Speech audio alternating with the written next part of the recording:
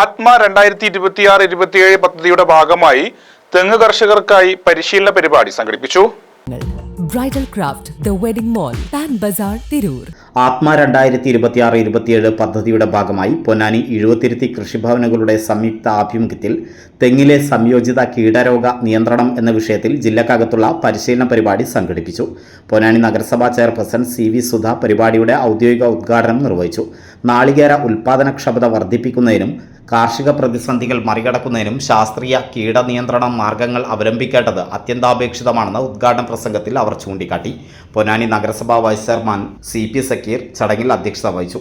Ponnani Krishibhavan agricultural field officer P Sreekumar സ്വാഗതം പറഞ്ഞ ചടങ്ങിൽ വികസനകാര്യ സ്ഥിരം സമിതി അധ്യക്ഷൻ TK മഷൂദ് ആശംസകൾ അർപ്പിച്ച് സംസാരിച്ചു. തുടർന്ന് Ezhuvathiruthi Krishibhavan agricultural officer doctor Aishwarya V Dev പദ്ധതിയെക്കുറിച്ച് വിശദീകരിച്ചു. തുടർന്ന് നടന്ന സാങ്കേതിക സെഷനിൽ തവനൂർ കൃഷി വിജ്ഞാൻ കേന്ദ്രത്തിലെ entomology assistant professor doctor Vishakh വിഷയാവതരണം നടത്തി. തെങ്ങിനെ ബാധിക്കുന്ന പ്രധാന കീടങ്ങൾ, രോഗലക്ഷണങ്ങൾ, അവയ്ക്കുള്ള ജൈവ സംയോജിത പ്രതിരോധ മാർഗങ്ങൾ എന്നിവയെക്കുറിച്ച് അദ്ദേഹം ക്ലാസ് നയിച്ചു.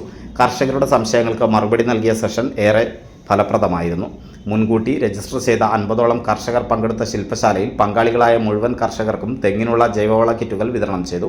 എഴുപത്തിരുത്തി Krishibhavan assistant agricultural officer Santhosh Kumar നന്ദി പറഞ്ഞു.